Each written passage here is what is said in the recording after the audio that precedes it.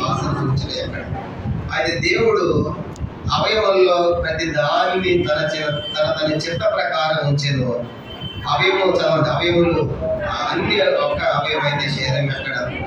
అవయవులు అనేక శరీరం ఒక్కటే కనుక కన్ను చేతితో నీవు నాకు అక్కర్లేదని చెప్పజాలదు, తల పాదములతో మీరు నాకు అక్కర్లేదని చెప్పజాలదు. చాలు. ప్రభు వాక్య భాగం దీవించి మనందరితో కూడా మాట్లాడుతుంది కాక. యెఫ్తా నిక్షేపం కొరకై మనం చదువుతున్న వాక్యము 1 కొరింథీ పత్రిక 12వ అధ్యాయం 12 నుంచి 21 వచనాలు మనం చదువుకున్నాం. ఈ సందర్భంలో చూసినప్పుడు మరి సంఘము అనగా యేసు ప్రభువారి యొక్క దేహం. సంఘం అంటే యేసు ప్రభువారి యొక్క దేహం. ఎఫెసీ పత్రిక 1:23లో రాయబడింది, ఆ సంఘము ఆయన శరీరం అని. కాబట్టి సంఘం అంటే యేసు ప్రభువారి యొక్క శరీరం. తర్వాత సంఘం అన్నది ఆయన రక్తముతో కొన్నాడు. సంఘం అది ఎట్లా కొన్నాడంట? అపోస్తలుల కార్యం 20వ అధ్యాయము 28వ వచనంలో రాయబడింది, దేవుడు తన స్వరక్తం ఇచ్చి సంపాదించిన సంఘం. కాబట్టి ఇది రక్తముతో కొన్న సంఘం. సంఘాన్ని రక్తముతో కొన్నాడు. తర్వాత సంఘం అన్నది జీవము కలిగింది. సంఘం అన్నది ఏంటి? అది 1 తిమోతి పత్రిక 3:15లో జీవము గల దేవుని సంఘములో అని రాయబడి. గుర్తుపెట్టుకోవాలి, ఈ సంఘము యేసు వారి యొక్క దేహము. రెండవది సంఘము ఆయన రక్తముతో కొన్నాడు. తర్వాత సంఘము ఇది జీవము కలిగిందనమాట. ఇప్పుడు సంఘము జీవం కలిగిందంటే చూడండి, మొక్కలో జీవం ఉందనుకోండి, మొక్కన్న జీవం ఉన్న మొక్క దినదినానికి ఏమవ్వాలి? అది పెరగాలన్నమాట. జీవం ఉన్న మొక్క ఏమవుతుంది? దినదినానికి కూడా పెరుగుతుంది. దాని మొక్కలో జీవం లేదనుకోండి, ఏమవుతుంది? అది చచ్చిపోతుంది, ఎండిపోతుంది. కానీ ఇప్పుడు అంటే సంఘం అన్నది దినదినానికి ఏమవ్వాలి? జీవం ఉన్న సంఘం అయితే పెరగాలన్నమాట. అర్థమైందా? కానీ అందుకే అదే శవం అనుకోండి, శవం ఏమవుతుంది? జీవం లేదు కాబట్టి కుళ్ళి కృషించిపోయి దినదినానికి కూడా మట్టిలో కలిసిపోతుంది. కానీ గుర్తుపెట్టుకోవాలి, అపోస్తలుల కార్యాలలో సంఘం పెరిగిందా తగ్గిందా? పెరిగింది. 120 మంది, 3000 మంది, 4000 మంది. అంటే కారణం ఏంటంటే వాళ్ళు జీవము గల సంఘములో ఉండే దినదినానికి సంఘాన్ని పెంచారు. విచారం ఏంటంటే మనం ఈరోజు సంఘములు ఉన్నాము, కానీ మన సంఘాలు ఎట్లా ఉన్నాయంటే మృతమైన స్థితిలో ఉన్నాయి, జీవము లేని సంఘాల్లో ఉన్నాయి. అందుకే మనం సంఘాలు ధ్యానం చేశాం. ఒక సంఘం అన్నాడు కదా, జీవించున్నావన్న పేరు మాత్రం ఉన్నది కానీ నీవు ముద్దుడవే. పైకి మాత్రం బతుకున్నావు, లోపల జీవం లేదు, ఎప్పుడో చచ్చిపోయావు అని ప్రభు ఇచ్చి హెచ్చరిక మనం చూస్తాం. ఇప్పుడు సంఘములో ఉన్న మనం అంతా కూడా, ఇప్పుడు సంఘము యేసు యొక్క దేహము కదా. ఇప్పుడు దేహంలో ఒకే అవయవం ఉందా? దేహంలో కన్ను ఉంది, కాలు ఉంది, చెవి ఉంది, ముక్కు ఉంది, కనుక పనులు అన్ని ఒక అవయవాలు. కానీ అన్నిటికీ పని ఒక్కటే ఉండదన్నమాట. అన్నిటికీ ఒకే పని ఉంటుందా? కాలు పని వేరే, చెయ్యి పని వేరే, కన్ను పని వేరే. కన్ను ఏమో చూడాలి, కాలేమో నడవాలి, చెవేమో వినాలి, ముఖ్యం వాసన చూడాలి, నోరేమో తినాలి. ప్రతిదానికి పని ఉంది కదా. కానీ ప్రతిదానికి ఒక పని దేహంలో సంఘానికి కూడా ఉంది. ఇప్పుడు సంఘంలో చేర్చబడిన విశ్వాసులందరికీ కూడా ఎవరంటే యేసు ప్రభువారికి దేహంలో ఒక్కొక్క అవయవై ఉన్నారు. కాబట్టి యేసు వారి దేహంలో మనంతా ఒక్కొక్క అవయవం. ఒకళ్ళు కన్నులాగా ఉంటారు, ఒకళ్ళు కాళ్ళలాగా ఉంటారు, ఒకళ్ళు చెవిలాగా ఉంటారు. కాబట్టి ఒక్కొక్క అవయవం, ఈ అవయవాలన్నీ కలిసి ఒక స్ట్రక్చర్, ఒక దేహం అన్నమాట. కాబట్టి ఇప్పుడు యేసు ప్రభువారికి దేహంలో చెప్పడం ఒక అవయవంగా మనం ఏమయ్యాం? ఇప్పుడు చేర్చబడ్డాం. ఇప్పుడు బాప్తిసం పొందిన వారందరూ కూడా యేసు ప్రభువారి దేహంలో ఒక అవయవంగా చేర్చబడ్డారు. ఇప్పుడు చేర్చబడినటువంటి అవయవాలు అన్నిటికి పని ఒకటే ఉంటుంది అన్నమాట. అన్నిటి పని ఒకటే ఉంటుందా? కనుక దేని పని దానికి ఉంటుంది. ఇప్పుడు సంఘ దేహంలో కూడా చూడండి, దేహంలో కూడా ఈ దేహం పెరుగుతుందంటే దినదినానికి దేని పని అది చేస్తా ఉంది కాబట్టి పెరుగుతుంది అన్నమాట. అలాగే మన సంఘంలో కూడా నువ్వు కన్నుగాను, ముగ్గాను, చెవిగాను ఉంటావు. నీ పని నువ్వు చేసినప్పుడు దేవుని యొక్క సంఘము క్షేమాభివృద్ధి చెందుతుంది. కనుక నీకు ఏ తలంతం ఉందో, ఏ వరం ఉందో ఆ పని నువ్వు చేసినప్పుడు ఆ సంఘం విస్తరించేదిగా మనం చూస్తాం. అందుకే అన్నిటికీ పని ఉండదు. ఉదాహరణగా కొన్ని పనులు మనకి సంఘంలో పై కనబడుతూ ఉంటాయి. ఇప్పుడు మీకు అందరూ కనబడతారు, బాప్తిసం ఇచ్చారు, మీకు అందరూ కనబడ్డారు. కనుక ఇది కనబడే పరిచర్య. పాటలు పాడారు, వాళ్ళకి కనబడుతున్నారు. ఎక్కడ మూల ప్రార్థన చేసేవాళ్ళు ఉంటారు దీనికోసం, అది కనబడరు అనమాట. కానీ పరిచర్యలు నానా విధాలుగా ఉన్నాయి. కానీ కనబడేది ఉంటుంది, కనబడింది కూడా ఉంటుంది. అర్థమైందా? కానీ కొన్నిసార్లు కనబడేది పెద్ద అనుకుంటాం, మనం గొప్పది అనుకుంటాం, కనబడింది చిన్నది అనుకుంటాం. కనుక దేవుని వాక్యంలో కనబడే పరిచర్య కనబడిందని సరే, పరిచర్యలు నానా విధములు ప్రభువు ఒక్కడే, బహుమానం కూడా ఒక్కటే ఉంటుంది. అంతేగాని వాళ్ళకి అది పెద్ద గొప్ప ఇది చిన్న అనుకోకూడదు. కానీ కొన్ని అవయవాలు పని చేస్తూ ఉంటాయి, ఇప్పుడు కనపడవు. కనుక ఉదాహరణ చూడండి, దేహంలో మన గుండె ఉంది చెప్పండి. దేహంలో ఏముంది? లోపల గుండె. గుండె ఎంతసేపు పని చేస్తుంది? అది చెప్పండి. గుండె ఎంతసేపు? డాక్టర్ చెప్పాలి. గుండె ఎంతసేపు పని చేస్తుంది? 24 hours పని చేస్తుంది. దినమంతా పని చేస్తాను కదా. నేను ఎప్పుడు పని చేయాలి, నాకు విశ్రాంతి కావాలని 1 నిమిషం గుండె ఆగింది అనుకోండి, ఎప్పుడు నేనే పని చేస్తున్నాను, నాకు రెస్ట్ వద్దని పరదేశంలో ఇలా పాడాల్సింది. కనుక అది నిరంతరం ఎప్పుడు పని చేస్తాను గుండె. కానీ ఎప్పుడు నేను పని చేస్తాను అలసిపోయి అనుకూడదా? అనుకోదు. ఎప్పుడన్నా కాసేపు నేను బయటకు కనపడాలనుకూడదా? మీరే కనపడతారు, పళ్ళు చేతులు గాడి, నేను కనపడదు, ఇప్పుడు పని చేశాను, నేను బయటకు వచ్చి కనపడతాను అనుకోండి, గుండె బయటకు వస్తుంది కానీ అమ్మవారు పరిగెట్ట. అర్థమైందా? కానీ నిరంతరం పనిచేసేది కనుక గుండె ఎప్పుడు బయటకు వచ్చి కనపడాలి, చూపించుకోవాలి, ఎప్పుడు కూడా ఆడిపోదు అన్నమాట. కానీ దాని పని ఎంత గొప్ప చూసారా?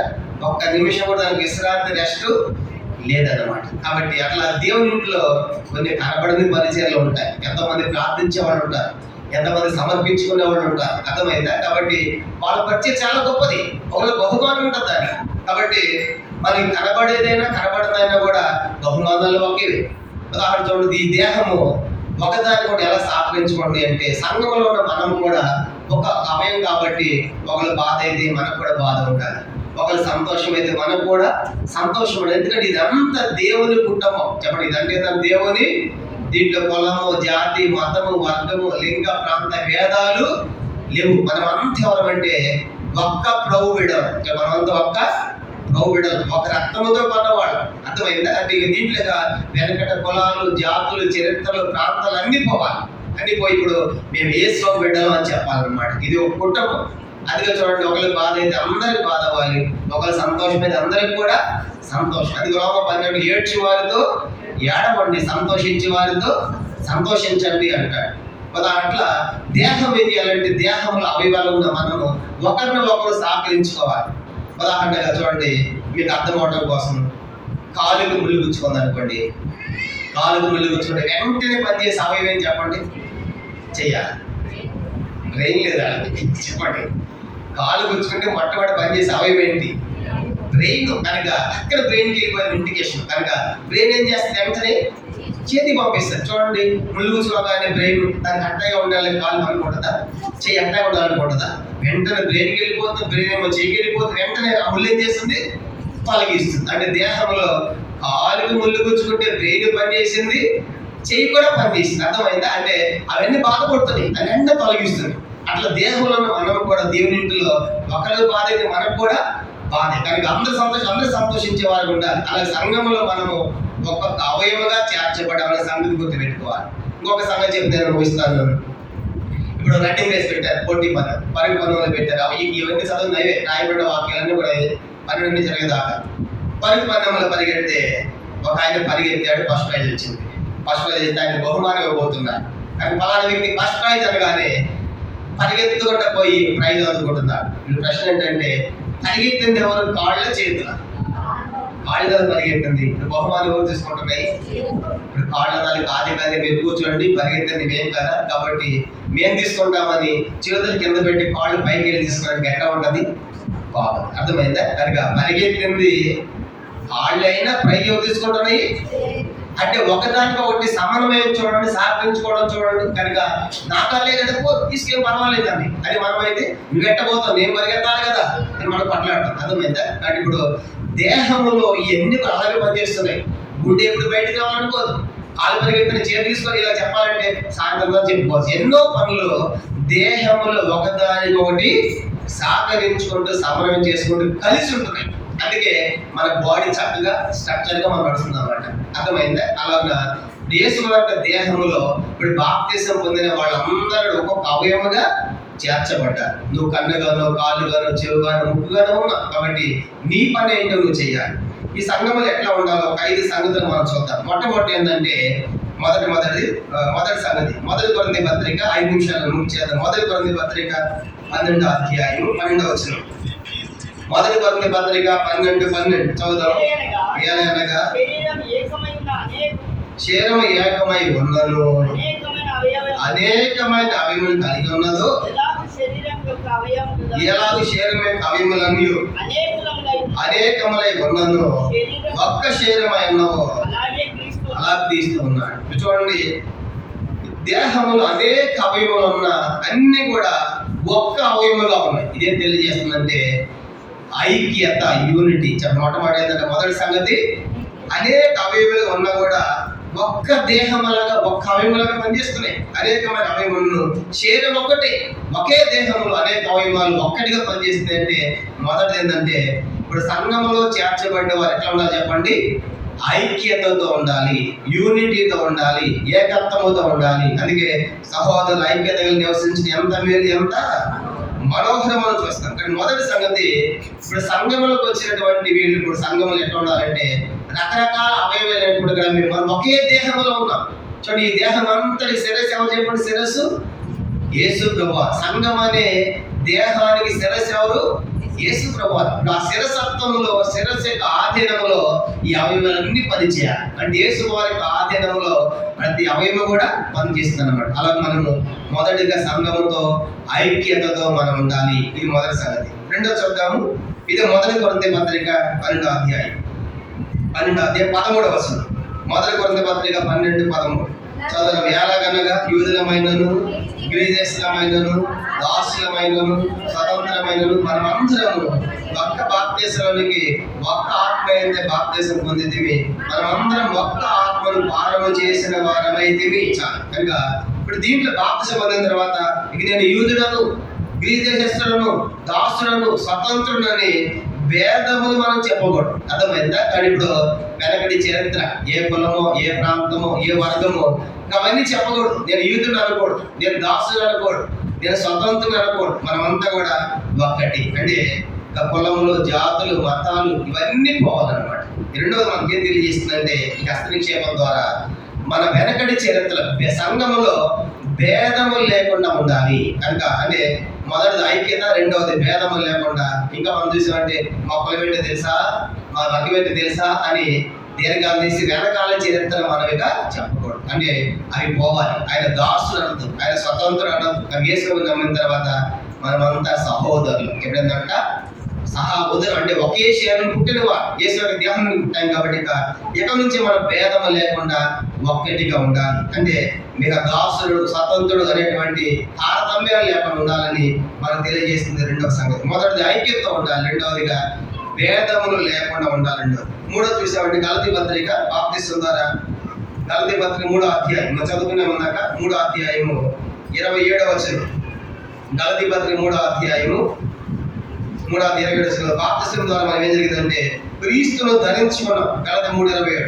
క్రీస్తు యేసును బాప్తిసం పొంది మీరు అందరూ క్రీస్తును ధరించుకొని ఉన్నారు. చూసారు కాబట్టి మనం బాప్తిసం ద్వారా ఏం జరిగిందంటే మనం క్రీస్తును ధరించుకున్నాం. అంటే క్రీస్తును ధరించుకున్న మనము ఇప్పుడు ఎట్లా ఉండాలి? 5వ అధ్యాయం 16వ వచనం. గలతీ పత్రిక 5వ అధ్యాయం 16వ వచనం చూడండి. నేను చెప్పినది మనకు ఆత్మానుసారముగా నడుచుకున్నది, అప్పుడు మీరు శరీరను నెరవేర్చరు. ఇప్పుడు క్రీస్తును ధరించుకున్న మనమేక శరీర స్వభావం, శరీర తత్వం మనలో ఉండకూడదు, ఆత్మానుసారముగా ఉండాలి. మూడవది, నేను ప్రభా సంఘములో క్రీస్తును ధరించుకున్న విధంగా నేను ఆత్మానుసారంగా ఆత్మీయంగా ఉండాలి అని మనం జీవించాలి. ఒక బిడ్డ జీవించాము. రోమ 13వ అధ్యాయం, రోమపత్రిక 13వ అధ్యాయం చూడు గమనించాము. రోమపత్రిక 13వ అధ్యాయం మనం గమనించామంటే 4వ సంగతి చూద్దాము. క్రీస్తును ధరించుకున్న మనం రోమ 13వ అధ్యాయం 14వ వచనం. రోమ 13:14. యేసుక్రీస్తును ధరించుకున్న వారే శరీరత నెరవేర్చుకున్నప్పుడు శరీర విషయం ఆలోచన చేసుకోనప్పుడు. కాబట్టి మనము యేసుక్రీస్తును ధరించుకుని మనము శరీర కోరికలు శరీరత నెరవేర్చుకోకుండా మనము ఆత్మానుసారముగా జీవించాలి అని దేవుని యొక్క వాక్యం మనకు తెలియజేస్తాను. ఒకటి, హస్త నిక్షేపం ద్వారా మనం ఐక్యపరచబడుతున్నాం సంఘములు. రెండవది, భేదములు లేకుండా ఒక్కటిగా చేయబడుతున్నాం. మూడవది, మరి క్రీస్తును ధరించుకున్నాం. నాలుగవది మనం గమనించండి, ఆత్మానుసారముగా మనం సంఘములు నడుచుకోవాలి. ఐదవది ఆఖరిది, ఇది రోమపత్రిక 12వ అధ్యాయం 5వ వచనం. రోమ 12:5 చూడండి. రోమ 12:5. అవయములో ఉండేదో ఈ అవయములన్నిటికీ ఒక్కటే పని ఎలాగూ ఉండదు. అలాగే అనేకమైన మనం క్రీస్తులో ఒక్క శరీరం ఉండి ఒకరికొకరు ప్రత్యేక అవయములై ఉన్నాం కనుక ఇప్పుడు అవయములు అనేకమై ఉండడం కూడా ఒక్క పని లేదన్నమాట. అంటే ప్రతి అవయవానికి ఒక పని ఉందన్నమాట. సంఘములో నీకు ఒక పని ఉంది కాబట్టి రక్షించబడిన నీకు, సంఘంలో చేర్చబడిన నీకు ప్రతి వానికి వాని పని ఉంది. అది పాడబడడం ప్రతి వానికి వాని పని నియమించారు. కానీ ఇప్పుడు సంఘములో నీ పని ఏంటి, నీ తలాంతి ఏంటి అనేది ఈ హస్తనిక్షేపం ద్వారా బయలుపరచబడుతుంది.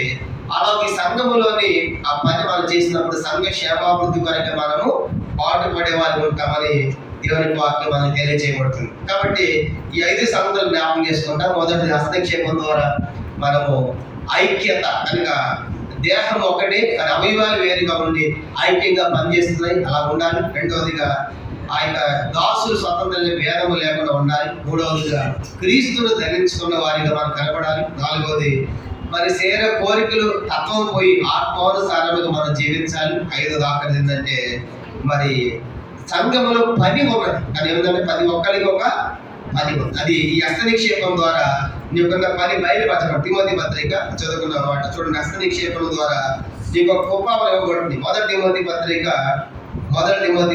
మొదటి అధ్యాయం 6వ వచనం. మొదటి తిమోతి పత్రిక మొదటి అధ్యాయము 6వ వచనం చదువు. రెండవ తిమోతి పత్రిక మొదటి అధ్యాయం 6వ వచనం. 2 తిమోతి 1:6. ఈ హేతువు చేత నా హస్తనిక్షేపం వల్ల నీకు కలిగిన దేవుని కృపావరణను ప్రజలింపజేయవలన నీకు జ్ఞాపకము చేయించున్నాను. కాబట్టి హస్తనిక్షేపం ద్వారా దేవుడు కృపావరాలు ఇస్తాడు. ఇక్కడ ఆ కృపావరాలు మనము ప్రజలింపజేయాలి. కానీ నీకు పని ఉంటుంది, అది చేసి దేవుని యొక్క క్షేమాభివృద్ధి కొరకు మనము పాటుపడాలి. అలాగ ఈ సమయంలో మరి హస్తనిక్షేపం కొరకైన కార్యక్రమం కలిగి ఉంటాము. వాళ్ళ చేతులు పెట్టి మరి సంఘ పెద్దలైన వారు సేవకులు ప్రార్థన చేస్తాము. ఈ సమయంలో వాళ్ళు కొన్ని వాగ్దానాలు కూడా ఇస్తాం.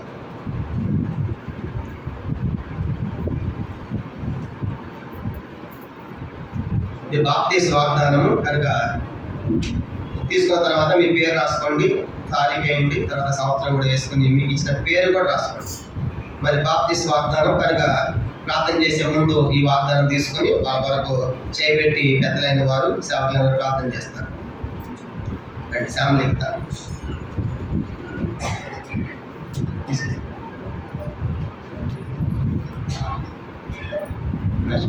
స్వాగతం గారు.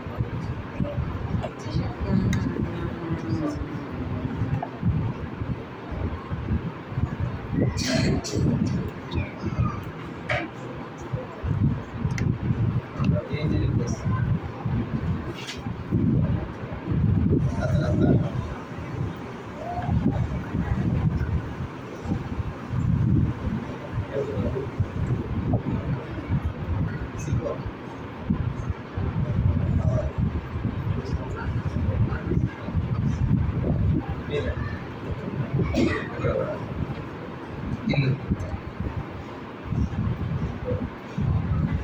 ప్రభుత్వ మోషి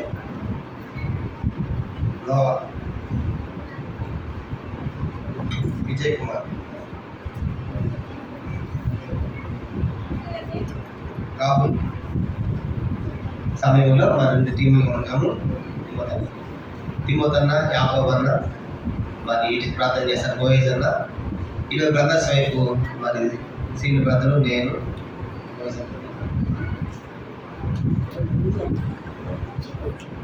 కొంచెం కొంచెం మీరు రౌండ్ టీమ్గా కూర్చుంటే మీ బాప్తిస్మ వాగ్దానం ఇస్తే మీ కొరకు ప్రార్థన చేస్తారు.